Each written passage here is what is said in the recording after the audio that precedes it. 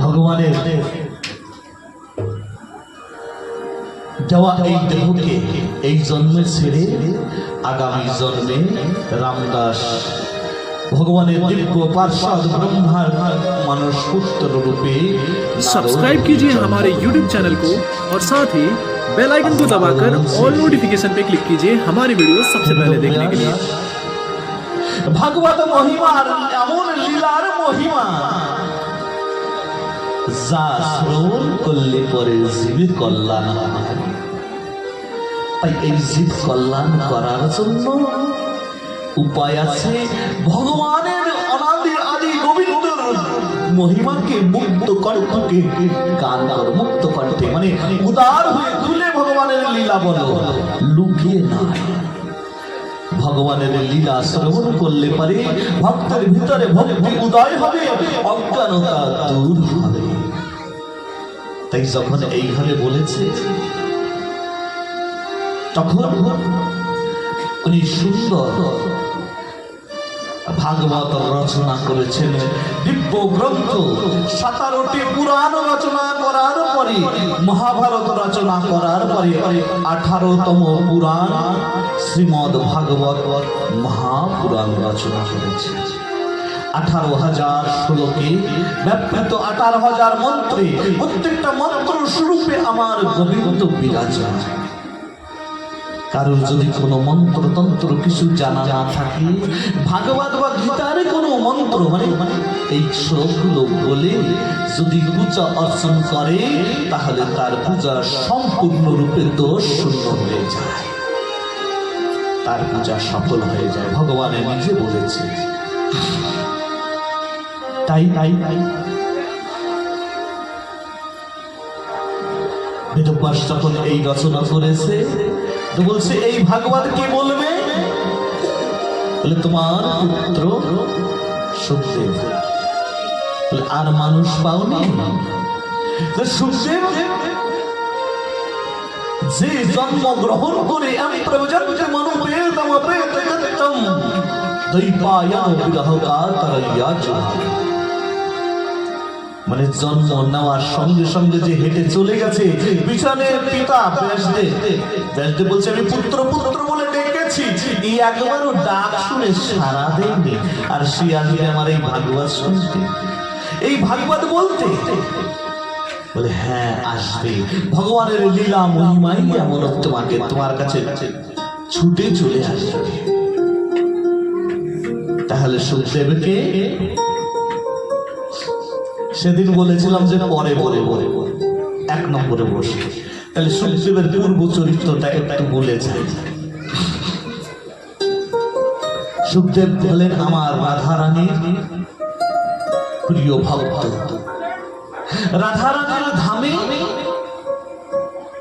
সুন্দর তার একজন প্রিয় পার্শ্বদ কি তোতা পাখি। তোতা পাখির এক নাম হচ্ছে সুখ পাখি। তোতা পাখিকে সুখ পাখিও বলে। তাই তোতা পাখি রূপে তিনি বিরাজমান।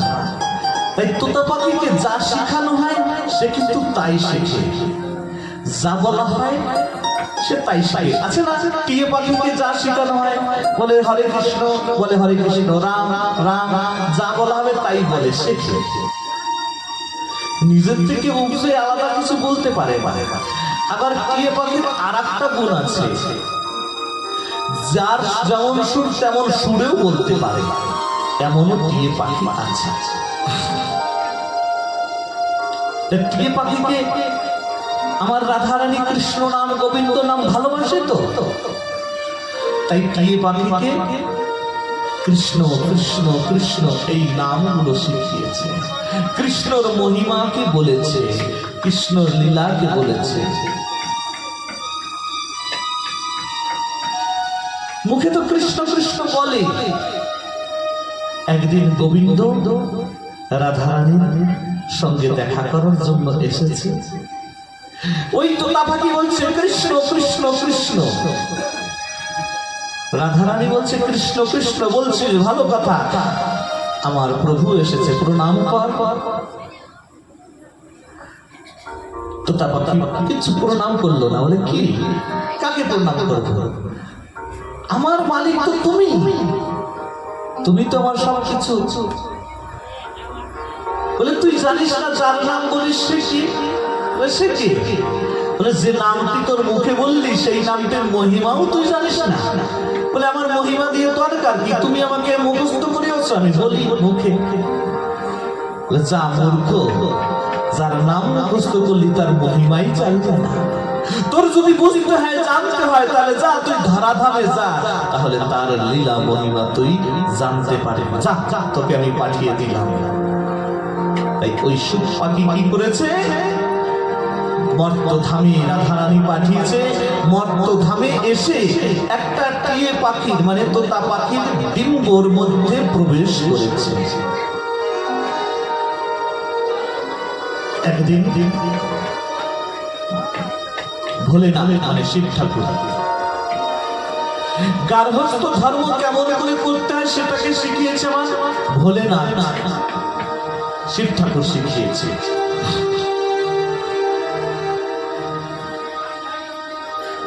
ভোলেনাথ ওনার নিজ ধামে কৈলাসে থাকে। ভোলে বাবা কোথায় যেন গেছে, মা পার্বতী রয়েছে, নারদ ঋষি গিয়েছে। ভগবানের কোন বিশেষ কাজ যখন করাতে হয় নারদকে দিয়ে করায়। নারদকে আমরা মনে করি কি ঝগড়ালু, মানে ঝগড়া বাঁধায়। নারদ হচ্ছে প্রকৃত কল্যাণকারী। নারদের এক নাম হচ্ছে কল্যাণ। নারদ যেখানে প্রবেশ করে সেখানে কল্যাণ হয়। তাতে ঝগড়া বাঁধালেও কল্যাণ হয়, আর ঝগড়া মিটালেও কল্যাণ হয়। যেখানে ঝগড়া মিটতে পারছে না সেখানে নারদ দিয়ে মিটায়। যেখানে প্রয়োজন হয় সেখানে ঝগড়া বাঁধিয়ে কল্যাণ করে দেয়। তা আমরা আমাদের গ্রাম গাই না নারদের সঙ্গে তুলনা করি, যারা ঝগড়া বাঁধায় মানুষের বাড়ি বাড়ি। এ কিন্তু সে নারদ না। এই নারদে ঝগড়া বাঁধালে পরে কল্যাণ হয় না, সে বাড়ি বাড়ি মানে ধ্বংস হয়ে যায়, মানে সে বাড়ি ঝগড়া ঝাঁটি হয়ে ভাগাভাগি বিভিন্ন হয়ে যায়। সে নারদ না। কিন্তু এই যে যে সংসার আদিতে দেখা যায় বিভিন্ন মানুষ মানে চুগলি করে না, চুগলি এখানে কথা ওখানে গিয়ে লাগানো, এইগুলো করে, মানে এদেরকে আমরা নারদ বলি। মানে এই চুগলিতে কিন্তু তাদের কল্যাণ হয় না। কল্যাণ হয় কি? কোন পরিবারে দেখা গেছে চুগলি করে কল্যাণ হয়েছে, ঝগড়া বাঁধিয়ে দ্বন্দ্ব বাঁধিয়ে ভাই ভাইতে বউ বউতে ভালো করে বাঁধি ব্যাস মারো। কিন্তু এই নারদ কল্যাণকারী। হয়তো আজ দেখা যাচ্ছে যে খারাপ, কিন্তু একদিন এর পরিণাম খুব সুন্দর হয়। মানে পরের পরিণামটা সুন্দর হয়। প্রথমে হয়তো দেখতে একটু খারাপ মনে হয়, কিন্তু আমাদের সংসার জগতের যে নারদরা তারা ওই প্রথমেও অকল্যাণ পরেও অকল্যাণ। তাই এই নারদের কাছ থেকে বেঁচে থাকতে হবে।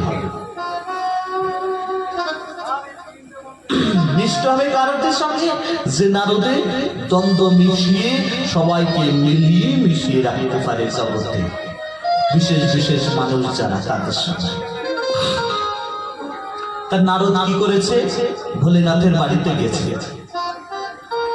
গিয়ে পার্বতী মায়ের সঙ্গে দেখা হয়েছে। মা ভালো আছে? বলে হ্যাঁ ভালো আছি বাবা।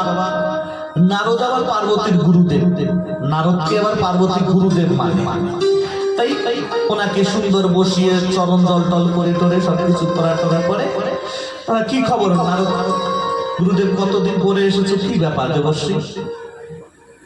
নারদ বলছে মা দেখতে এসলাম, এই জগতে সব জায়গায় ঘুরে ঘুরে মানা আর ভালো লাগে না। কেন? বলে যেখানে যাই ঝগড়া কোলাহল, সংসারে মারামারি, এইগুলো কারুর সংসারে তো শান্তি নাই, ঝগড়া ঝাঁটি মিল বিস্তর নাই। স্বামী স্ত্রী ঝগড়া, ছেলে মেয়েতে ঝগড়া, এইগুলো দেখে দেখে না আমার মানে মন একেবারে উদাস হয়ে গেছে। তাই ঘুরতে ঘুরতে আসলাম যে ভোলে বাবাও তো সংসার করে, তোনার বাড়ি একটু দেখে আসে তারা কেমন আছে, তাদের বাড়িতে ওরকম ঝগড়াঝাটি নাই তো। পার্বতী মা বলছে না না না দেবশ্রী, আমার বাড়িতে কোনো ঝগড়া নেই, আমরা খুব আনন্দে আছি। খুব আনন্দে আছি। এখানে আমরা তোমার ভোলে বাবা, তোমার বাবা কত আমাকে ভালোবাসে, কত মিলমিশ আমাদের ছেলে মেয়েগুলো সব খুব সুন্দর ভালো আছে। দেখো এক জায়গায় থাকে সবাই, বলো ময়ূর আর সাপ সব না। হ্যাঁ, তোমার বাবার গলায় দেখো সাপ, আর ওই কার্তিকের বাহন হচ্ছে ময়ূর। সব এক জায়গায়, ময়ূর কিন্তু সাপকে দেখলেই আগে ধরবে, তো দেখো কোনো দ্বন্দ্ব নাই। আর আমার বাহন দেখো সিংহ, হ্যাঁ, আর তোমার বাবার বাহনটাও নন্দী মানে গরু। তাহলে সিংহ গরুকে দেখলে ছাড়ে? দেখো কোনো দ্বন্দ্ব নেই, একেবারে সুন্দর মিলমিশ। আবার দেখো সাপ আর ইঁদুর কিন্তু শত্রু। আমার গণেশের বাহন আসছে কি ইঁদুর, আর তোমার বাবার গলায় সাপ, কোনো দ্বন্দ্ব নাই। দেখো মানে এইরকম বিপরীত থাকা সত্ত্বেও কত সুন্দর শান্তি আমার বাড়িতে, দেখেছো কোনো অশান্তি নাই। নারদ মনে মনে বলতেছে, যখন অশান্তি নেই বাধাই এখান দিয়ে যাবো কানে, যেখানে বাধা সেখানে আমি ছাড়াই দিয়ে যেতে পারি, আর যেখানে বাধে নেই বাদিয়ে দিয়ে যেতে পারি। বলে আচ্ছা ঠিক, তোমাকে বাবা খুব ভালোবাসে? বলে হ্যাঁ ভালোবাসে। কেমন ভালোবাসে? খুব ভালোবাসে। বাবা কোথায় কোথায় যায়, কি করে সব বলে? বলে কি হ্যাঁ আমাকে তো সব কিছুই বলে। বলে সত্যি সব কথা বলে? বলে হ্যাঁ সব কথা বলে। অমুক কথা? বলে হ্যাঁ বলেছে। অমুক কথা? হ্যাঁ বলেছে। আচ্ছা তাই জানো বাবার গলায় ওই মুন্ডু কেন, মুন্ডু মালা কেন? বলে তা তো জানি না। তাহলে তুমি জানো না কেন? বলে ও আমি শুনি নাই তার জন্য বলে নাই। আমি যদি শুনতাম তাহলে বলতো। আমার কাছে কিছু লুকায় না, সব বলে। বলে আচ্ছা তাই, তাহলে তুমি অমৃত কথা শ্রবণ করেছো? অমৃত কথা? বলে সে আবার কি? বলে সে অমৃত কথা শ্রবণ করলে অমর হয়ে যায়। বলে না শুনি নেই তো। বাবা নাকি তোমার খুব ভালোবাসে, তাহলে অমৃত কথা বলে নাই, তাহলে দেখছো তোমার কাছ থেকে লুকাই রাখছে কিনা? মা বলে কথা তো ঠিক ঠিক, কিন্তু হয়তো উনি বলেনি, আমি কোনোদিন শুনিনি। বলে নারদকে বুঝিয়ে পড়ে এবার মনটা একটু বুঝতে পারছে যে মার মনটা অন্যরকম হয়েছে। সত্যি আমাকে বললো না কেন, বললো না কেন? নারদ বলছে মা আমি এবার আসি। নারদ মনে মনে ভাবছে যে এবার তো আমার কাজ যা করার হয়ে গেছে, এবার আমি যাই। তার নারদ বেরিয়ে যায়, ওনার কৈলাসে কাছে বেরিয়ে আসতেছে। ওই সময় বাবা আসতেছে। বলে না, বলে বাবা। বলে কি নারদ? বলে মা তোমাকে অনেক জলদি ডাকছে, জলদি জলদি ডেকেছে। তো বলে নারদকে দেখে মনে করছে নারদ যখন আসছে তাহলে কিছু একটা না করে তো আর যায়নি, দেখি কি করে গেছে। এখন এখন ঘরে গিয়ে গেছে। পার্বতী আর কথা বলে না, চুপচাপ, মুখ ভার রয়েছে, একেবারে ভার করে বসে রয়েছে। কোনো কথা নেই, কিছু নাই। কিছু চাইলে পরে রাগ না করে দেয়, নাও জল নাও, নাও খাবার নাও। এখন বলে কি হয়েছে তোমার? কিচ্ছু হয় না। বলে না মায়েরা রাগ হলে করে মনের কথা মানাতে গেলে রাগ হয়। তো বলে কি যা জিজ্ঞেস করে? বলে কিচ্ছু হয় না, মানে রাগে রাগে বলছে, করতেছে যা চাচ্ছে তাগুলো দিচ্ছে, ওগুলো নেই। এখন বলে বাবা গণেশকে ডেকে বলছে বলতো তোর মার কি হয়েছে? বলে জানি না বাবা, ওই যখন থেকে ওই নারদ এসেছে তার আগে কিন্তু ভালো ছিল, মা খুব আনন্দ ছিল। ওই নারদ গেছে আর মার ওই কেমন যেন একটা ভাব হয়ে গেছে। বলে বলে থাক থাক। এইবার এইভাবে আস্তে আস্তে কথা বলে, তোমার কি হয়েছে? বলে না বলছে পার্বতীকে। বলে কিচ্ছু হয় নাই। কি হয়েছে বলবা তো খুলে, না বললে আমি বুঝবো কি করে? তোমার কাছে কি বলবো? তুমি হচ্ছে মিথ্যাবাদী। মিথ্যাবাদী মানে আমি কোন সময় তোমার সঙ্গে মিথ্যা কথা বললাম? সবই তো সত্য কথা বলে দিই তোমার কাছে। বলে কি সব সত্য কথা বলো, তাহলে ওই তোমার গলায় ঘণ্টমালা কেন? বলে কি ও তো এমনি ধারণ করেছে। বলে না, বলতে হবে, তোমার কারণ কি? বলে তুমি কোনোদিন জিজ্ঞেস করো নাই তো বলবো কি? বলে আমি না জিজ্ঞাসা করি, তুমি তো বলতে পারতে, তুমি তো বলতে পারতে, তাই কি? বলে কি এটা হচ্ছে তোমারই মুন্ডন। আমার মুন্ড? বলে আমি বললাম কবে? আমি তো এই যে রয়েছি জীবিত। তো বলে কি তুমি কতবার মরেছো আর কতবার জন্মগ্রহণ করেছো তা তো তুমি জানো না। হয় আমি মরছি আর তুমি মরো নাই,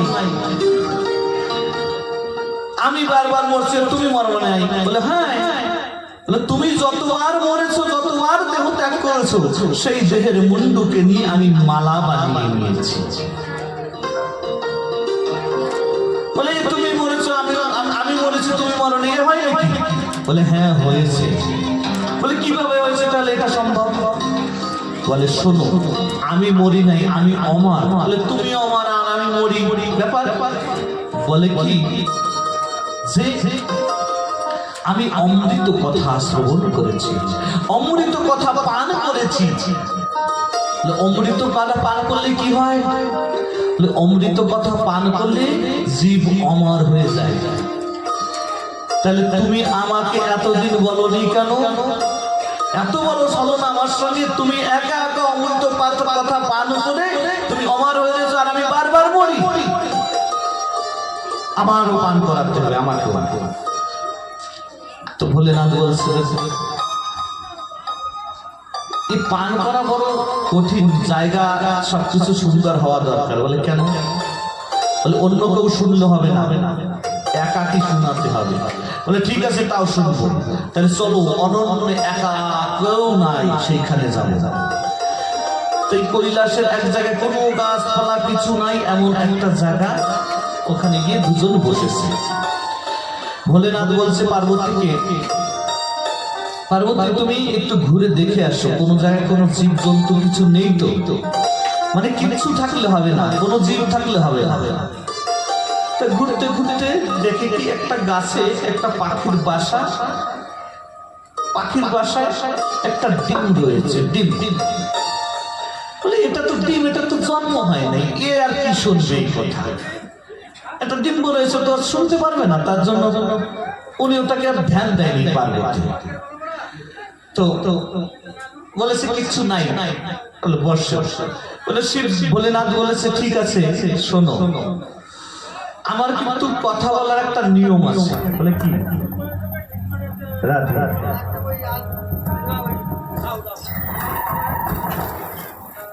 রাধে, আমার কিন্তু একটা নিয়ম আছে। বলে কি নিয়ম? বলে যখন আমি কথা বলবো, আমি কিন্তু চোখ বন্ধ করে একভাবে কথা বলবো, আমি কিন্তু কোনো দিকে আর তাকাবো না। রাধে, আমি আর কোনো দিকে কিন্তু তাকাবো না। বলে আচ্ছা ঠিক আছে। আর বলে আর একটা নিয়ম আছে, আমি কথা বললে কিন্তু সাথে সাথে সাই দিতে হবে, মানে হুঙ্কার ভরতে হবে। মানে তুমি শুনতেছো, আমি বুঝবো যে তুমি শুনতেছো। তুমি হুঙ্কার বললে বুঝবো যে তুমি শুনছো, তাহলে বলবো। আর যখন হুঙ্কার বলবে না, তখন বুঝবো যে তুমি শুনছো না, তখন কিন্তু আমি বলবো না। পার্বতী বলছে হ্যাঁ ঠিক আছে। আমরা সাই দেই না, আমরা ছোটবেলায় গল্প শুনতাম, আমাদের দাদু ঠাকুমা শোনাতো, গল্প বলতো আর আমরা মাঝে মাঝে বলতাম এইভাবে আমরা হুঙ্কার দিতাম, মানে আমি জেগে আছি, শুনতেছি। ঠিক ঠিক যখন ওই ভাগবত কথা বলা আরম্ভ করেছে ঠাকুর, বলে না পার্বতী শুনছে আর হুঙ্কার ভরছে। আর ওই শুরু করেছে, ওই সময় ওই ডিম্বটা ফুটে অল্প একটু মুখ বেরিয়েছে। সেই ডিমটা ছিল তোতা পাখির ডিম। ওই তোতা পাখির ডিমের মধ্যে এসে বসেছিল ওই সুখদেব। তোতা পাখির ডিম সবে মুখ খুলেছে, অল্প ডিমটা ফেটে তো ভোলেনাথ যে ভাগবত কথা বলছে, অমৃত কথা, ওইগুলো শ্রবণ করছে। পার্বতীও শুনছে, সঙ্গে সঙ্গে ওই সুখ পাখিও শুনতে পাচ্ছে, শুনছে। আর পার্বতী হুঙ্কার ভরছে। আস্তে আস্তে যত সময় যাচ্ছে তত ওই পাখির ডিমটা ভেঙে গেছে। ভেঙে ওই কাছে টপ করে ভোলে বাবার পিছনের দিকে এসে পড়েছে সুখ পাখি। পড়লে পরে বলছে, মানে ভোলেনাথ কথা বলে যাচ্ছে আর পার্বতী হুঙ্কার ভরে যাচ্ছে। বেশ সঙ্গে সঙ্গে সুখ পাখি শুনে খুব আনন্দ পাচ্ছে, অমৃত কথায় এত আনন্দ পাচ্ছে। আহা, একটা সময় শুনতে পার্বতীর হুঙ্কারই বন্ধ হয়ে গেছে, মানে পার্বতী ঘুমিয়ে পড়েছে। শুনতে পার্বতী ঘুমিয়ে পড়েছে।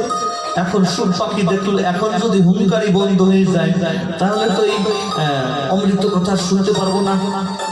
তাই কি করেছে, সুখ পাখি একেবারে পার্বতীর যে সুর, মানে পার্বতীর সুরে তাল মিলিয়ে ওই সুরে হুঙ্কারি ভরে যাচ্ছে। মানে পার্বতী ঘুমাই পড়ছে, এই কথা বন্ধ হয়ে যাবে, তো হুঙ্কারি ভরে যাচ্ছে, হুঙ্কারি ভরেছে, হুঙ্করি ভরতেছে। ভরতে যখন অমৃত কথা শেষ হয়ে গেছে, নিতাই গৌর প্রেমানন্দে হরি বল, বৃন্দাবন বিহারী লাল কি জয়।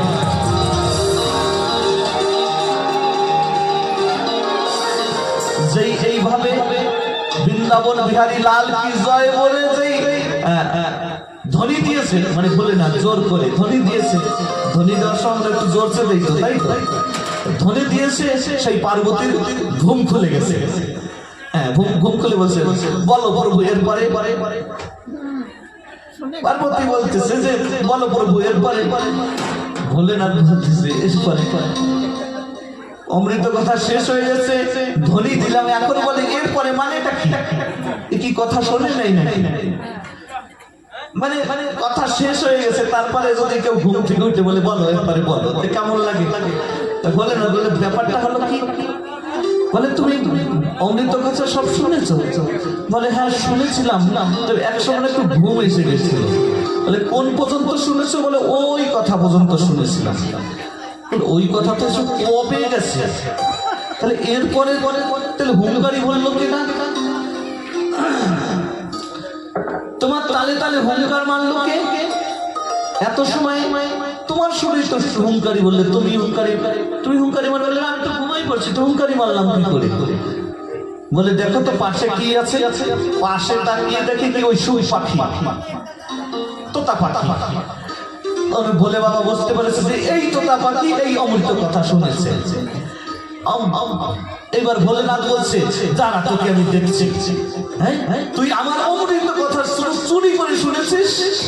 হ্যাঁ অমৃত কথা চুরি করে শুনেছিস? দাঁড়া, তোকে আমি জীবিত রাখবো না, তোকে আমি মেরেই ফেলবো। এইবার তোতা পাখি দেখলো তো বিপদ, তো ভোলেনাথ রেগে গেছে। তোতা পাখি ওই উড়ে যাচ্ছে, আর পিছনে ভোলেনাথ ত্রিশূল নিয়ে তাড়া করেছে। দাঁড়া, তোকে ধরতে পারলেই ভাই, দাঁড়া। আর দেশ বিদেশ সব ঘুরে বেড়াচ্ছে, আর পিছনে ভোলেনাথ ঘুরে বেড়াচ্ছে। সুখ পাখি উড়েই যাচ্ছে, ভোলেনাথ ঘুরে বেড়াচ্ছে। এবার ঘুরতে যেখানে ব্যাসদেব ছিল বদ্রিকা আশ্রম। বদ্রিকা আশ্রম মানে কৈলাসের থেকে কাছে, বদ্রী ধামের ওদিকে। বদ্রিকা আশ্রমে যে ব্যাসদেব থাকতেন, ওনার স্ত্রী বিটপি, উনি একবার জামভাই হচ্ছে। জামভাই মানে হাই ছাড়ে না, হাই এভাবে ছাড়ে না, হাই ছাড়ে। যেই হাই ছেড়ে ওই সময়টা ওই কানে কাছে গিয়ে ওই সুখ পাখি কি করেছে, অমৃত কথা শুনেছে কিনা, দিব্য রূপ ধারণ করার শক্তি হয়ে গেছে। ওই দিব্য রূপ একটা ছোট্ট একটা রূপ ধারণ করে ওই হাইয়ের সঙ্গে মুখের ভিতরটা পেটের ভিতরে চলে গেছে।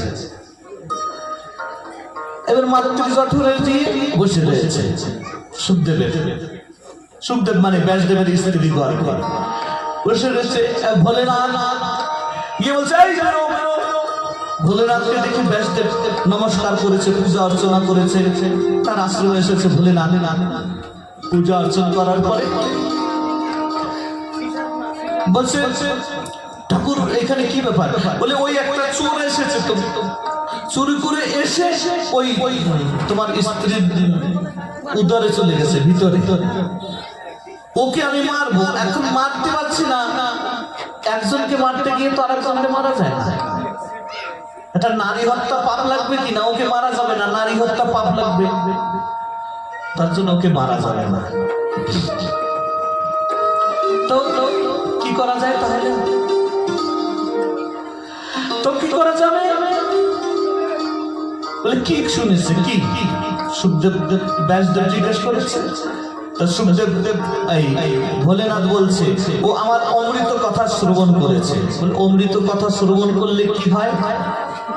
বলে অমৃত কথা শ্রবণ করলে এই হয় যে মানুষ বা জীব অমর হয়ে যায়। তো ব্যাসদেব বলছে আচ্ছা ভোলেনাথ, আপনি যে কথা বলছেন এটা কি সত্য? বলে হ্যাঁ হ্যাঁ। অমৃত কথা পান করলে মানুষ অমর হয়ে যায়? বলে হ্যাঁ। তাহলে বলুন তো আপনি বিপরীত কাজ করতে এসেছেন কেন? একবার বলেন যে অমৃত কথা পান করলে অমর হয়ে যায়, আবার ও তো অমৃত কথা শুনেছে, এবার ওর পিছনে আপনি মারার জন্য এসেছেন। তাহলে আপনি ওকে মারবেন, ও তো অমর হয়ে গেছে, ওকে মারবেন কি করে? বলে বাবা বলে হ্যাঁ কথা তো ঠিক, ও তো অমর হয়ে গেছে, ওকে মারবো কি করে? ও তো মারা যাবে না। বলে আপনি যদি ওকে মারেন তাহলে হয়তো আপনার যে প্রতিজ্ঞা মানে রাগ ক্রোধ ওটা পূর্ণ হবে, তাহলে তো ভগবানের কথা মিথ্যা, অমৃত কথা মিথ্যা। তাহলে বলে না, বলে তোর ভাই বেকায়দায় পড়ছিস, তো এখন তো মারাও যাবে না, ও তো অমর হয়ে গেছে। যা তাহলে আর মারলাম না, তুই অমর হয়ে গেলি। সেই সুখদেব একদিন মাতৃ জঠরে মানে ওই অমৃত কথা শুনে একেবারে দিব্যচেতন হয়ে গেছে কিনা, আরো ব্যাসদেবের ঘরে এসেছে। ব্যাসদেব বিভিন্ন প্রকারের পুরাণ আদি রচনা করে, ঠাকুর কথা বলে, ওতে মাতৃ জঠরে বসে আরো ওইগুলো শ্রবণ করে করে আরো দিব্যচেতন হয়েছে। এবার বুঝতে পেরেছে যে ভগবানের মায়া বড় প্রবল, এর হাত থেকে কাটিয়ে বেরোনো বড় দুষ্কর ব্যাপার। তাই উনি জন্মগ্রহণ করবেন, আমার জটলে বসে রয়েছে। হ্যাঁ 14 বছর 16 বছর হয়ে যায়, মাতৃ জঠল থেকে আর বেরোবে না। ভগবান এসে 10 মাস 10 দিনের ভিতরে 8ম মাসে আমাদের সকলের মাতৃ জঠরে ভগবান দর্শন দেয়। দর্শন দিয়ে বলে কি, হে জীব তুমি জন্মগ্রহণ করো। আমরা ওই ভগবানের দিব্য রূপ দর্শন করে আমরা বলি কি, না প্রভু তোমাকে পেয়েছি আর তোমাকে হারাতে চাই না, তোমার মায়ায় পড়তে চাই না। তখন ভগবান বলে, হে জীব তুমি জন্মগ্রহণ করো, যদি জন্মগ্রহণ না করো তাহলে মা মারা যাবে, মাতৃহত্যা পাপে লিপ্ত হতে হবে। তখন গিয়ে আমরা জীব জন্মগ্রহণ করি। কিন্তু সুখদেবকে যখন ভগবান বলেছে মাতৃহত্যা পাপে লিপ্ত হতে তুমি জন্মগ্রহণ করবে না, কোনো ব্যাপার নাই, কোনো ব্যাপার নেই, মাতৃহত্যা পাপ একটা তো, ওটা নিয়ে বসে থাকবো, কিন্তু জন্মগ্রহণ করবো না। বলে কেন? বলে তোমার যে মায়া এত প্রবল যে ওই মায়ার হাত থেকে বেরোনো বড় কঠিন। ওই মাতৃহত্যা পাপের মতো অত হাজার হাজার পাপ করে ফেলেছি, মায়ায় পড়ে, তাই আমি জন্মগ্রহণ করবো না। বলে কি করতে হবে? বলে তুমি মায়া সরাও। বলে এটা তো সম্ভব না, মায়া কাটানো সম্ভব না, এই মায়া দিয়ে তো জগৎকে আমি আশ্রয় করে রেখেছি। তো একটা কাজ করা যেতে পারে কি, তুমি যেই সময়টা জন্মগ্রহণ করবে সেই সময়টা অল্প একটু সময়ের জন্য তোমার কাছে থেকে মায়া সরিয়ে দেবে। বলে ঠিক আছে, তাই ঠিক। জন্মগ্রহণ করার সঙ্গে সঙ্গে মায়া যেন আমাদের আকৃষ্ট করতে না পারে, তাই জন্মগ্রহণ করার সময় মায়াকে সরিয়ে দিয়েছে ভগবান, জন্মগ্রহণ করে হেঁটে চলে যাচ্ছে। তাই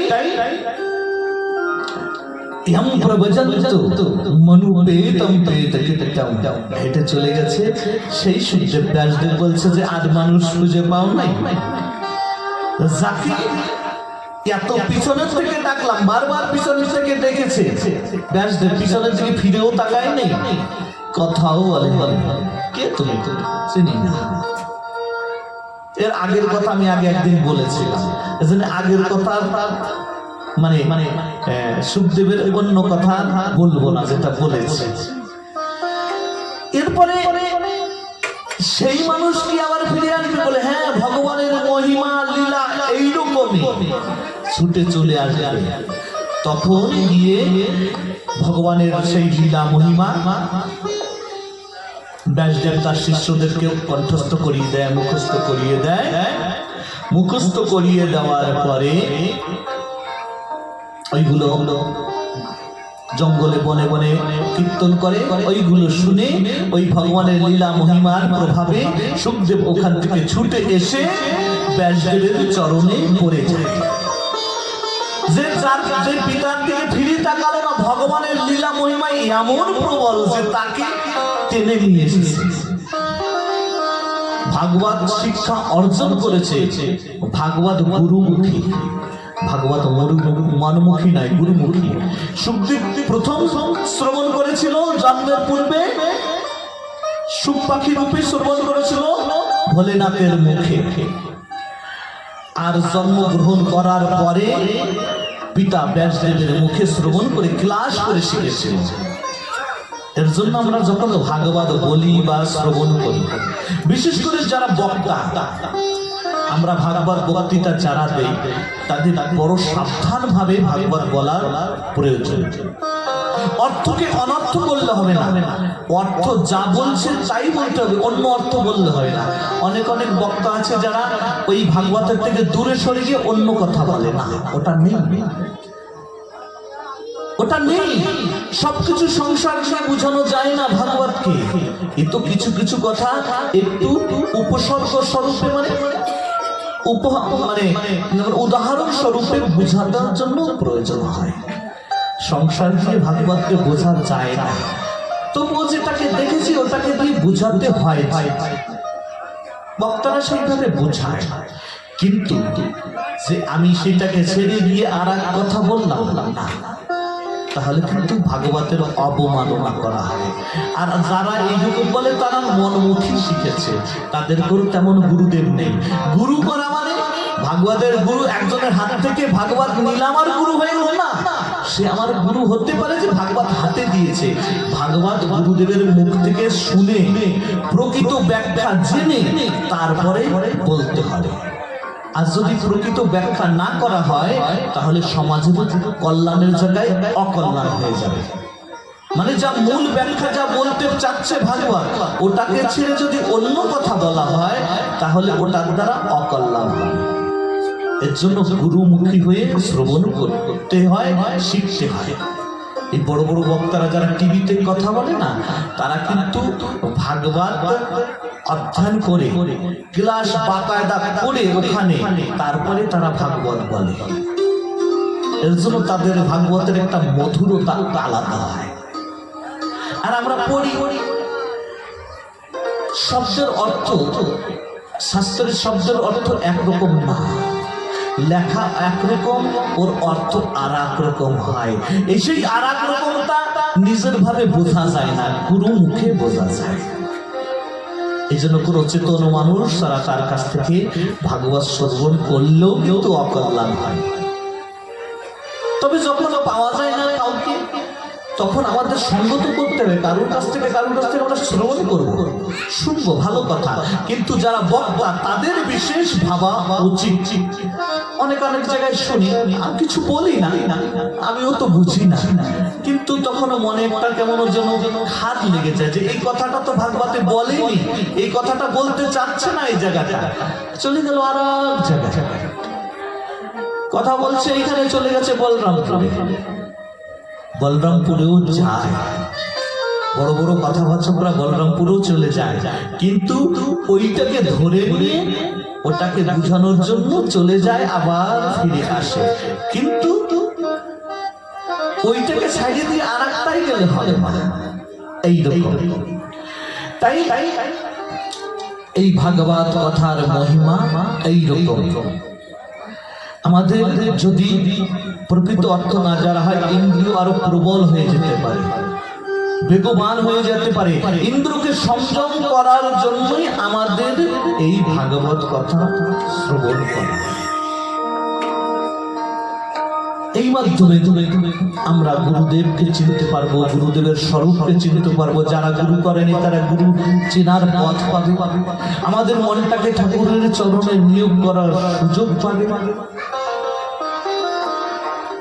এইগুলো বিভিন্ন এর ভিতরে রয়েছে। এবার যার ইন্দ্র নিজেরই ইন্দ্র চঞ্চল, সে আমাদের কল্যাণ করবে কি করে? আমাদের ইন্দ্রিয়র চঞ্চলতা কম করবে কি করে? যার নিজের চোখে দৌড়াদৌড়ি করে,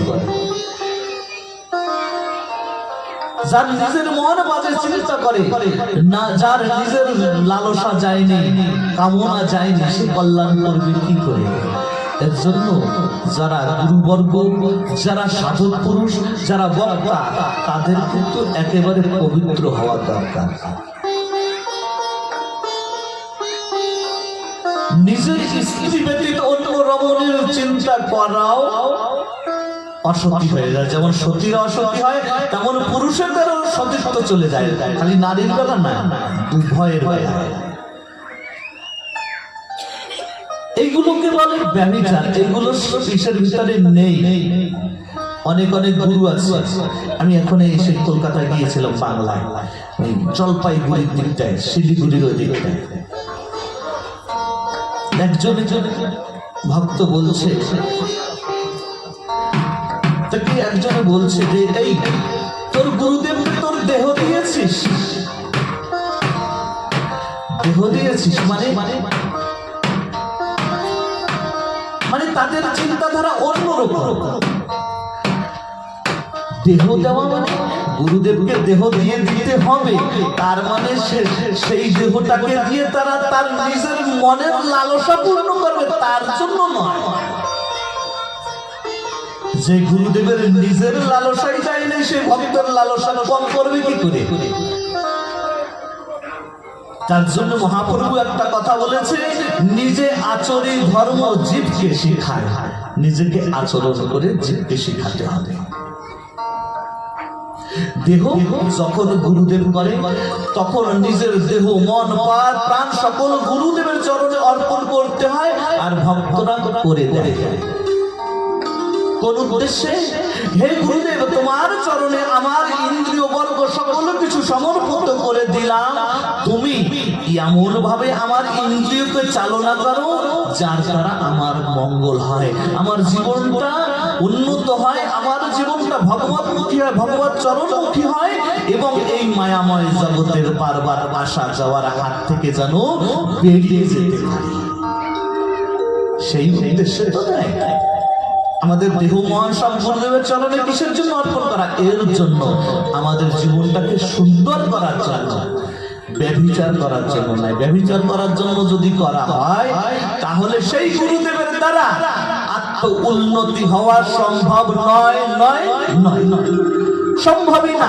কোন শাস্ত্রের প্রমাণ দেয় নাই যে ইন্দ্র তৃপ্ত করার জন্য যদি গুরুদেব হয়, তাহলে সেই গুরুদেবের দ্বারা তাদের জীবনের কল্যাণ হওয়া সম্ভব নয়। বিভিন্ন ভাবে বিভিন্ন মহাপুরুষরা এটা বলেছে।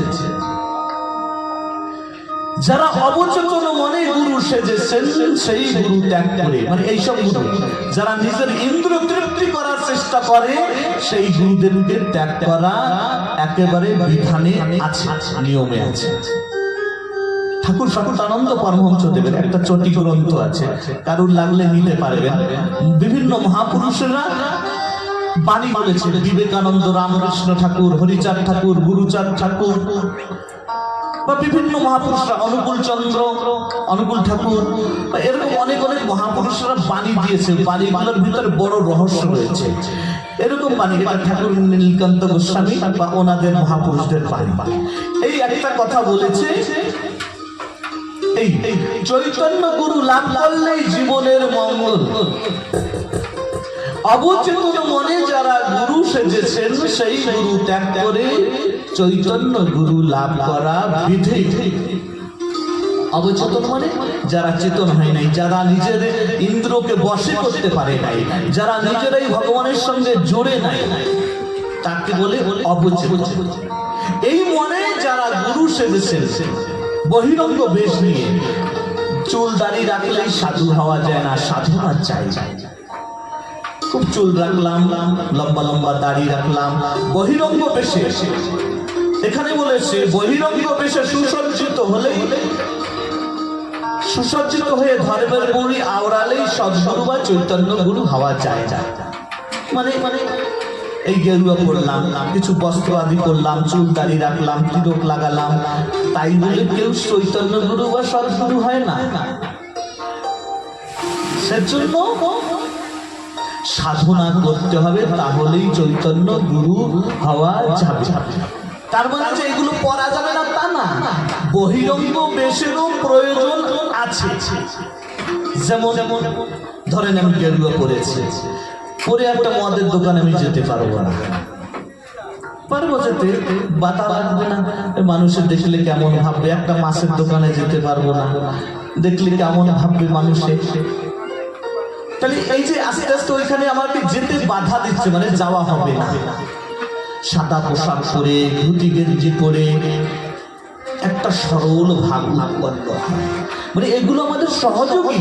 বহিরঙ্গ বেশ, চুল রাখলে, দাড়ি রাখলে, এগুলো বহিরঙ্গ বেশে আমাদের মনটাকে সরল করে। এগুলোর প্রয়োজন আছে, মানে এগুলো বাদ দিতে হবে তা না, এগুলোরও প্রয়োজন আছে। এতে এই যে তিলক পরেছি, তিলক পরে এখনো যদি আমি সেই রকম আহার করি, তাহলে মানুষের খারাপ বলবে, মানে তিলকের জন্য ওর থেকে আমি দূর হয়ে গেলাম। তো এগুলো প্রয়োজন আছে। তো আমাদের বলেছে কি এখানে, কারণ এরা চৈতন্য গুরু হয় না, শুধু এই বহিরঙ্গ বেশ নিলে চৈতন্য গুরু হয় না, অন্তরঙ্গ শক্তি তার হওয়া লাগবে, তার ইন্দ্র নিজের বশে হতে হবে। কারণ একজন অন্ধ পথিক আর একজন অন্ধকে পথ দেখাতে গেলে অবশ্যই উভয়ের সমূহ বিপদ। একজন অন্ধ পথিক, একটা যে অন্ধ নিজে আছে, আমি অন্ধ, আর একজন অন্ধর হাত ধরেছি, সেরও চোখ নেই, আমারও চোখ নেই। এবার আমি পথ পার হচ্ছি, পথ চলছি, আমি এখান থেকে আরাগাহি বাজার পর্যন্ত যাবো। এখন যেতে যেতে সে তো চোখে দেখে না, আমিও দেখি না, সে চোখে দেয় না রাস্তায় কোথায় গাড্ডা আছে না, কুয়ো আছে না, গাড়ি আসছে কি বুঝছে তো জানে না, সে তো নিজে গাড্ডার মধ্যে পড়বে, সে চোখে দেখে না। আর আমি তো অন্ধ বলে আরো শক্ত করে হাত ধরে রেখেছি, তাহলে সে তো নিজে পড়বে, আমাকেও টেনে নিয়ে পড়বে। অবশ্যই উভয়ের সমূহ বিপদ। তাই এইরকম গুরু এইখানে বলেছে যে উভয়ের সমূহ বিপদ, চৈতন্য বা সদ্গুরু ব্যক্তিকে সাধন জীবনের উন্নতি হওয়া অসম্ভবই। ধর্মের নামে ব্যভিচারী, যে ব্যভিচারী কথা বললাম, ব্যভিচারী ধর্মের নামে চলতেই পারে না, ব্যভিচার নাই। জুয়ো চুরি, হটকারিতা ব্যবসা, মানে টাকা পয়সা কামানোর জন্য গুরুদেব হলাম, তাও চলে না।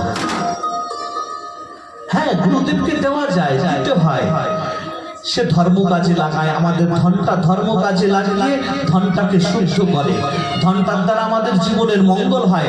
আমরা সাধু সেবা বৈষ্ণব সেবা করাতে পারি না, তাই তারা যে ধনগুলো আমরা গুরুদেব বা সাধু গুরু বৈষ্ণবকে দেই, তারা সেই ধনটা বিশেষ একটা সাধু সভায় লাগায়, সেই সাধু গুরু বৈষ্ণবের সেবা আমাদেরও হয়ে যায়, দান করা যায়। কিন্তু যে শুধু ধন কামানোর জন্য গুরুদেব হয়, সে দ্বারা মঙ্গল হয় না।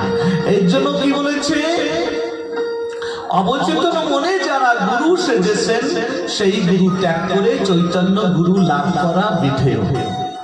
যারা এইরকম ভাবে গুরু সাজছে, তাদেরকে কোনো ভুলক্রমে যদি আমি কোনো অন্ধর হাত ধরে বসি, যদি বুঝতে পারি যে এই অন্ধ, তখন তার হাত ছেড়ে দিয়ে একটা চোকালা মানুষকে ধরতে হবে। এখানে বলেছে যে এর থেকে গুরুবিহীন থাকা ভালো। যদি চৈতন্য গুরু লাভ না করা যায় এর থেকে গুরুবিহীন থাকা ভালো। মানে যে অন্ধ মানুষকে ধরার থেকে এখানে চুপ করে বসে আছে কমসে কম ভালো আছে, কোনো গাড্ডায় তো করবো না। একজন অন্ধর হাত ধরলে তো রাস্তায় কোন জায়গায় আমার বিপদ হবে তার ঠিক নাই। আমি এখানে চুপচাপ বসে আছি, হয়তো গন্তব্য জায়গায় পৌঁছতে পারবো না, কিন্তু বিপদ তো আর হলো না। এর থেকে গুরুবিহীন থাকা ভালো।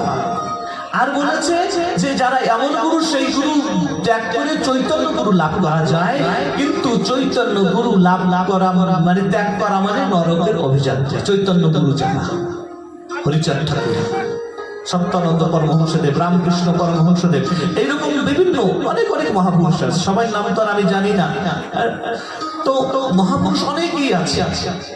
সব মত পথ যেগুলো, সব মত পথে কিন্তু বিভিন্ন বড় বড় মহাপুরুষ এসেছে। হয়তো পরে পরে আমাদের মধ্যে কিছু মানুষের জন্য মতগুলো নষ্ট হয়ে যাচ্ছে, আমাদের মতন মানুষের জন্য, কারণ আমরা তো ওনাদের মতন চৈতন্য না। তো এই মহাপুরুষ জনের কাছ থেকে যারা গুরু করেছে, যারা তাদের ধ্যান করে, তাদের ভজন করে, সেই গুরুকে ত্যাগ করা মানে নরকে যেতে হবে, এটা জেনে রাখো। হ্যাঁ, একজনকে রেখে আরেকজনকে ধরা যায়, মানে আমার গুরুদেব উনি রয়েছে, তাকে ত্যাগ না করে আরেকজনকে ধরা যায়, আরেকজনের কাছ থেকে জ্ঞান নেওয়া যেতে পারে, কিন্তু তাকে ত্যাগ করা যাবে না চৈতন্য গুরুকে। তাই আমাদের জীবনটা মনের চঞ্চলতা কম করার জন্যই এই আমাদের সাধন ভজন করা। আমাদের তো ইন্দ্রিয় প্রবল, ইন্দ্রিয় যেন আগে না বাড়ে, ইন্দ্রিয় যেন বেগে না যায়, এর জন্য মাঝে মাঝে আমাদের একটু ভজন করতে হয়। আর মাঝখানে মাঝখানে একটু সঙ্গীত ভরার প্রয়োজন হয়। এই কথায় যে ঘুম আসে না, মানুষের তন্দ্রা কেটে যায়। তবে তো এখানে এসে খুব আনন্দ পেয়েছি আমি, যে কয় জায়গায় এই ভাগবত কথা করেছি, সবাই খুব মন প্রাণ দিয়ে শোনে, কোনো কথা নাই, বার্তা নেই, মানে খুব মনে আনন্দ আমারও বলতে লাগে। সময়ের ধ্যান থাকে না, যদি একটু সময় অতিবাহিত বেশিও হয় কোনো ব্যাপার নেই, কারণ প্রত্যেক দিন তো এই সুযোগ আসবে না। আমার তো গতকাল চলে যাওয়ার কথা ছিল। এই বাড়ির বাবাজিরা বলেছে যে আমরা ভাগবত করাবো, আপনি থাকলে, তাই একটু ওদিকের থেকে অম্বিকাপুরের অনুষ্ঠানকে একটু ক্যান্সেল করে দিয়ে, পিছিয়ে দিয়ে এদিকটা সময় বের করে নিয়েছি। আর এই বাড়ির বাবাজিরাও মাতাজিরাও অন্যা তিন ভাই বা তিন বোনরা দীক্ষা নিয়েছে আমার কাছ থেকে, আমরা গুরু করেছে। তাই আমি ওদের হয়ে সকলের কাছে একটু করজোড়ে প্রার্থনা করব, প্রার্থনা করব যে সকলে গুরু গোবিন্দর কাছে কামনা করবেন এবং সবাই আশীর্বাদ করবেন, যেন ওরা যে উদ্দেশ্য নিয়ে নাম গ্রহণ করেছে ওদের জীবনটা যেন সুন্দর হয়, ওরা যেন এইভাবে ঠাকুরের নাম করতে পারে, ঠাকুরের চিন্তন করতে পারে। সবাই আশীর্বাদ করে যাবে। নিতাই গৌর প্রেমানন্দে, হরি বল হরি বল।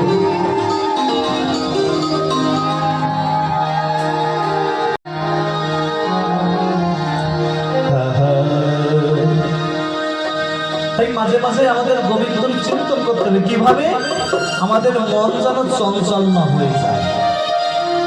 তাই চঞ্চল কমানোর জন্য কিছু কিছু অস্ত্রপাতি দরকার।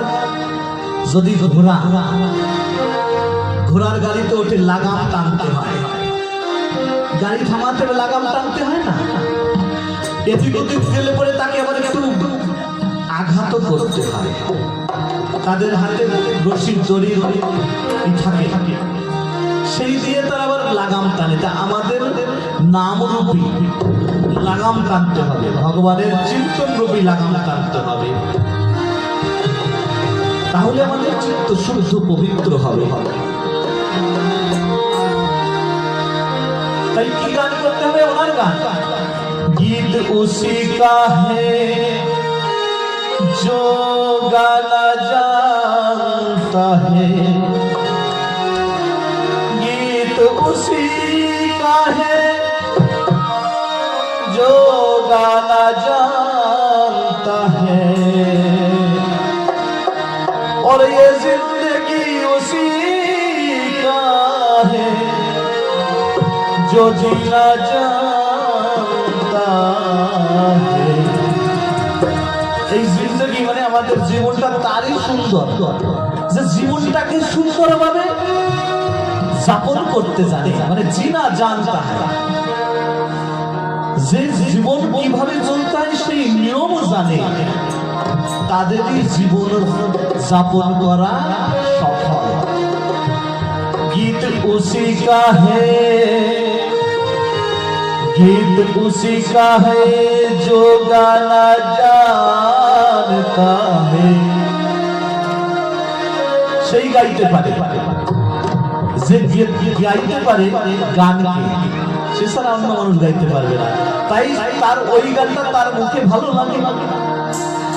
और जिंदगी उसी का है जो जीना जानता है।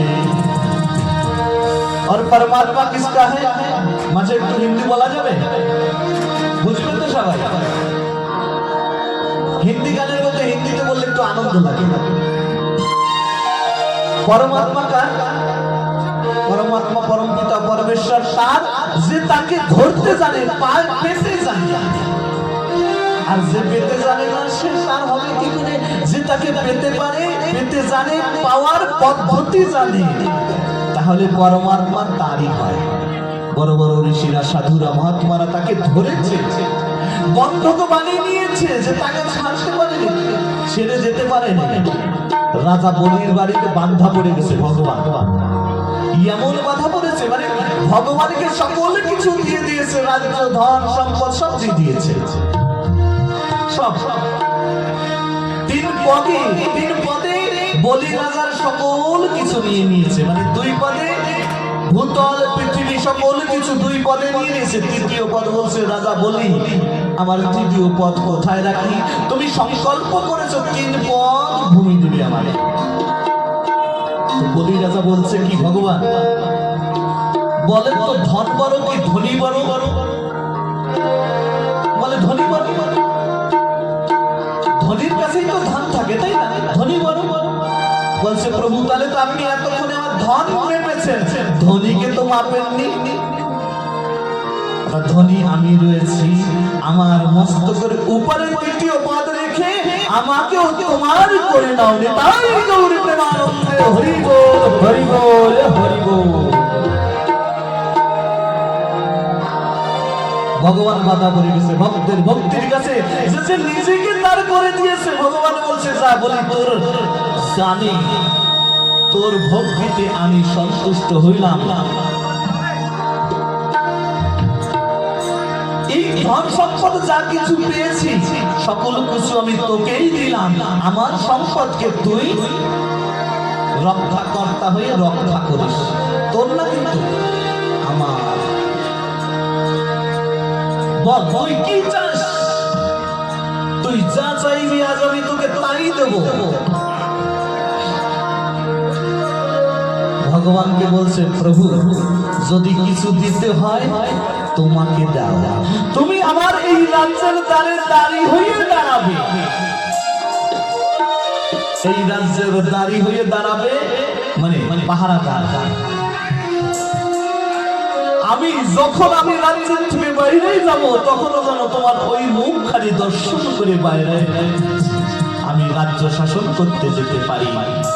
আবার যখন এই ঘরে প্রবেশ করবো তখনও যেন তোমার ওই রূপ দর্শন করে আমার সংসার জীবনকে যাপন করতে পারি। কত সুন্দর না, যে এমন ভাবে দাও, এমন ভাবে তুমি তোমাকে দাও।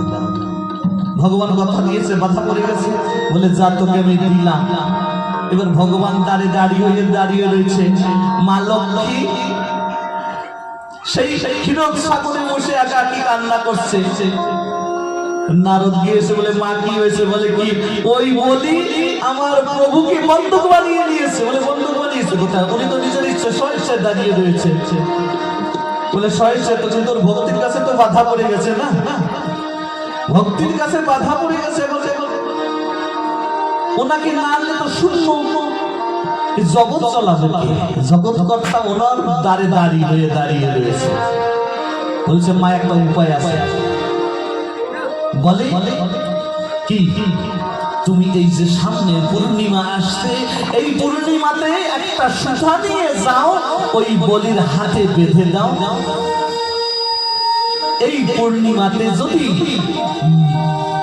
রাখি পূর্ণিমা, এই পূর্ণিমাতে যদি একটা সুতো বাঁধা বেঁধে দেওয়ায় ভাই তুমি একটা বোন হয়ে যাও রাজা বলির কাছে। বোন হয়ে ভাইয়ের কলাইতে যদি হাতে যদি একটা সুতা বাঁধে, সেই ভাইয়ের রক্ষা হয়, মঙ্গল হয়। মানব কি ঠিক তাই করেছে, গিয়ে একটা সুতো বেঁধে দিয়েছে খুব আনন্দে। রাজা বলি বলছে, বলো বোন কি চাও? বলে দাদা যা চাইবো তুমি তাই দেবে। বলে হ্যাঁ বোন যা চাইবে তাই দেবো। বলে ভাই তাহলে ওই তোমার দাঁড়ে ওই দাড়ি আছে না, ওই দাড়িখান আমাকে দাও। ওই দাঁড়ে যে দাড়ি রয়েছে, ওই দাড়িখান আমাকে দাও। যা তোকে দিলাম। ভগবানও বাধা পড়ে যায় না ভক্তের ভক্তির কাছে। আর ভক্তের ভক্তি যে একরকমই হবে তা না, বিভিন্ন প্রকারের। কেউ দান করে, কেউ তপ করে, কেউ যজ্ঞ করে, কেউ নিজেকে উজাড় করে, কেউ ভক্ত সেবা করে, ভগবানকে নিজের করে। ভগবানের কোনো একটা বিশেষ গুণে কিন্তু ভক্তের কাছে বাধা হয়ে যায়। তাই বলেছে কি, और परमात्मा उसी का है जो पाना जानता है, जो पाना जानता है। और परमात्मा उसी का है जो उसे पाना जानता है, जो पाना जानता है। तो उसे पाने के लिए क्या करना पड़ेगा? उनका नाम क्या? कृष्ण गोविंद गोपाल गाते चलो, कृष्ण गोविंद गोपाल गाते चलो। सबाई गाई में ना की गाइते হবে কৃষ্ণ গোবিন্দ গোপাল, যার সে নাম ভালো লাগে সাথে গোবিন্দ গোপাল গাতে চলো। এসেটা অল্প কম, মানে গানটা যেন শোনা যায়, কথা বোঝা যায়। কৃষ্ণ গোবিন্দ মানে যার যে নাম ভালো লাগে সেই নাম গাইতে হবে। হরি বলো, কৃষ্ণ বলো, রাম বলো, শ্যাম বলো, নারায়ণ বলো, সেই নাম গেতে চলতে হবে, গাইতে হবে, তাই গাইতে হবে। তাই সবাই আজকে সবসময় তো সুযোগ হয় না, আজ এই অনুষ্ঠানে বসেছি, এই ঠাকুরের কথা শ্রবণ করেও আমাদের মনটা অবশ্যই অনেকটা ঠাকুরের চরণ অভিমুখী হয়েছে। তাই এই সময় মন খোলা ভাবে ঠাকুরের নাম গাবো। আর সবাই করতালি দেবে, জোর করে করতালি। কারণ আমাদের দেহে ঠাকুরের নাম করলে শুদ্ধ পবিত্র হয়। দেহটাকে ঠাকুরের সেবার জন্য দিয়েছে, তাই আমাদের করো মানে হাত, আজকে ঠাকুরের সেবায় আজ তালি সেবা করে, যখন পারবে তালি সেবা করে করে আমরা তার সেবা করি। চোখ দিয়ে তাকে দর্শন করে, মুখ থেকে তার নাম করে, কর্ম দিয়ে তার কথা শ্রবণ করে, আর চরণ দিয়ে যেভাবে আমরা এই ভাগবতে এসেছি, এইভাবে ঠাকুরের ধামে, ঠাকুরের চরণে, ঠাকুরের কথা অনুষ্ঠান আদিতে মন্দিরে যেতে হবে। তাই সবাই একসঙ্গে করবে না? कृष्ण गोविंद गोपाल गाते चलो, कृष्ण गोविंद गोपाल गाते चलो। अपनी मुक्ति का साधन बनाते चलो, अपनी मुक्ति का साधन बनाते चलो। मन को सुमार्ग लगाते चलो, कृष्ण गोविंद गोपाल गाते चलो, कृष्ण गोविंद गोपाल गाते, कृष्ण गोविंद गोपाल गाते चलो। तो क्या करना है? मन को सुमार्ग सतमार्ग में लगाना है ना। ठाकुर जी का नाम करेंगे तो सतमार्ग में हमारा मन चलते रहेगा और मेरा जीवन, हमारा जीवन सुंदर आनंदमय होगा। राधे और क्या नजर भी रखना है कहाँ पे? देखना इंद्रियों के ना घोड़े बने, देखना इंद्रियों के ना घोड़े, देखना इंद्रियों के ना घोड़े बने, इंद्रियों के ना घोड़े बने। इनमें हरदम ये संयम के गुण करे, हरदम ये संयम के गुण करे, गोरी पड़े, गोरी पड़े, गोरी पड़े, गोरी पड़े। इनमें हरदम ये संयम के गुण करे, इनमें हरदम संयम के गुण करे। अपने रथ को सुमार्ग लगाते चलो, कृष्ण गोविंद गोपाल गाते चलो, कृष्ण गोविंद गोपाल गाते चलो, कृष्ण गोविंद गोपाल गाते चलो। कभी कभी क्या होता है, हमारे इंद्रिय जो है बहुत प्रबल होता है, कहीं भी दौड़ धूप करता रहता है। राधे जैसे बता কথা বলবো ওই সময় একটু সাউন্ড কম করে নেবে, ক্যাশিওর সাউন্ড একটু কম করে নেবে যে সময় কথা বলবো। तो इंद्रिय क्या दौड़ता है, भागता है, यही यहाँ हर जगह। तो इनमें क्या करना है, इंद्रियों में संयम रूपी नहीं, वहां जाने का मन हो रहा है कहाँ पे, जहां मदिरा पान हो रहा है, नहीं जाना ही नहीं जाना है, नहीं जाना है। संयम करना है उनको, संयम रूपी घोड़े मारना है। घोड़े घोड़े लगाते हैं, घोड़े को लगाम लगाने के लिए घोड़े पड़ते हैं, तो संयम रूपी घोड़े लगाओ हमारे इंद्रियों को। नहीं यह चीज पीने का खाने का मन कर रहा है, नहीं खाना है, नहीं खाना है, संयम लगाना है। और यह दृश्य देखना चाहता है, नहीं देखना है, संयम लगाना है। तो इसमें क्या होगा, हमारा जो रथ है, ये देह रूपी रथ, ये शरीर रूपी रथ सुमार्ग पे चलेगा, सतमार्ग पे चलेगा। तो इसलिए हम लोगों को क्या करना है, कृष्ण गोविंद गोपाल गाते चलो, कृष्ण गोविंद गोपाल गाते रहो। और क्या दुख में तरफो नहीं, सुख में फूलो नहीं, दुख में राधा नहीं, सुख में फूलो नहीं, दुख में तरफो नहीं, सुख में फूलो नहीं, दुख में तड़पो नहीं, सुख में फूलो नहीं, प्राण जाए मगर नाम भूलो नहीं, प्राण जाए मगर धर्म भूलो नहीं, भूलो नहीं, भूलो नहीं, नाम भूलो नहीं, नाम भूलो नहीं। मुरली वाले को मन से रिझाते चलो, कृष्ण गोविंद गोपाल गाते चलो, कृष्ण गोविंद गोपाल गाते चलो।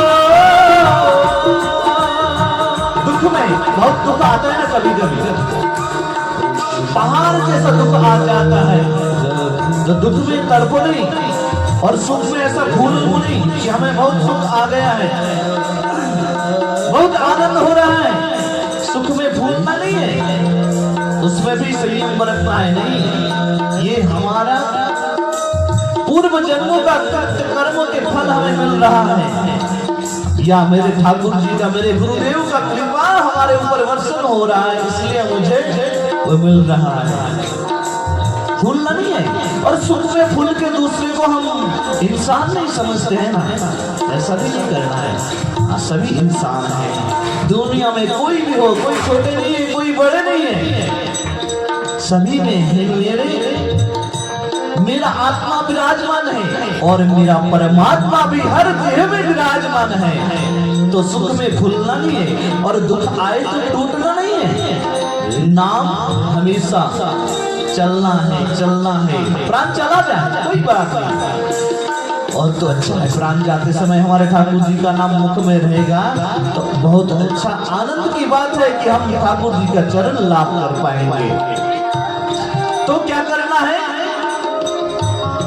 काम करते चलो, नाम जपते चलो, काम करते चलो, नाम जपते चलो।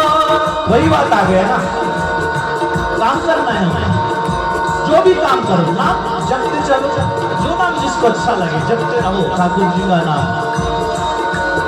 काम करो और नाम जपते चलो, और कृष्ण का ध्यान हमेशा धरते चलो, हमेशा कृष्ण का ठाकुर जी का ध्यान धरते चलो।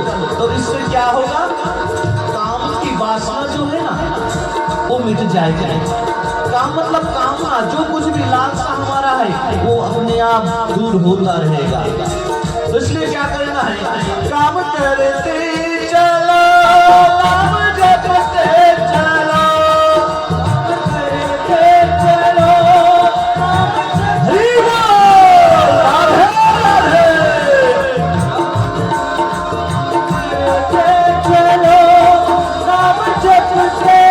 चलो, हर समय कृष्ण का ध्यान धरते चलो, हर समय कृष्ण का ध्यान धरते चलो। हो काम की वासना को मिटाते चलो, कृष्ण गोविंद गोपाल गाते चलो, कृष्ण गोविंद चलो, कृष्ण गोविंद गोपाल गाते चलो। राधे, उससे क्या होगा? याद आएगी हरि को कभी ना कभी, और कृष्ण दर्शन को देंगे कभी ना कभी। हम उनका नाम जपते रहे, कभी ना कभी उनको तो याद आएगा। जिस प्रकार से ब्राह्मण की पत्नियों के लिए ठाकुर जी को याद आया था कि नहीं? आया था, और उनके ऊपर कृपा करने के लिए वो उस जंगल में, वन में पहुंच गए। उनको याद आता है, लेकिन मन से उनका नाम स्मरण करना पड़ेगा। और स्मरण करते करते भी कभी ऐसा हो जाता है वो अपने धाम में रह नहीं पाते, वो दौड़ के चले आते हैं, दौड़ के चले आते हैं। जैसा भी रूप है, जिस भी रूप में प्रकाश है, उनका पता है उनका कोई रूप नहीं होता है। रूप तो वो अपने भक्तों के हिसाब से धारण करते हैं। जो भक्त जैसे उनका चिंतन करते हैं वही रूप में वो उनके सामने प्रकट हो जाते हैं। इसलिए वो सर्वरूपी उनको कहते हैं। तो ऐसा विश्वास हमें रखना है। क्या याद उनको आएगा, कभी तो आएगा मुझ मेरा याद। आज ना आए कल आएगा, कल ना आए परसों आएगा, आज ना आए मेरे अंतिम दिवस तक आपको याद आना ही पड़ेगा। ऐसा भजन मैं करूंगा, ऐसा चिंतन मैं आपका करूंगा कि आपको आना ही पड़ेगा याद। और आपको अगर याद आ ही गया ना दिल से, तो आप मुझे दर्शन जरूर देंगे, है कि नहीं?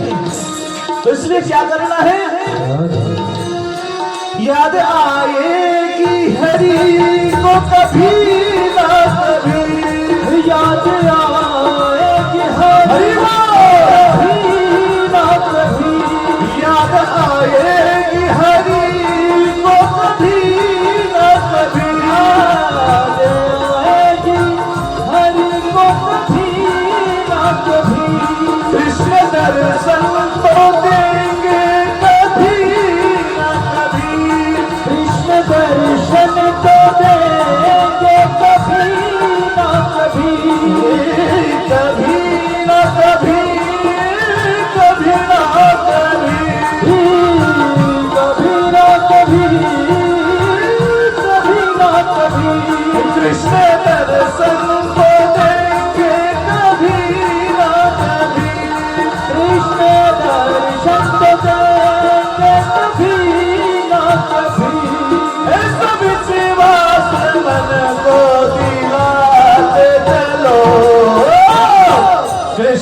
গোবিন্দে গোপাল গাতে রাধে কৃষ্ণ গোবিন্দ গোপাল গাতে চলো কৃষ্ণ গোবিন্দ গোপাল গাতে চলো কৃষ্ণ গোবিন্দ গোপাল গাতে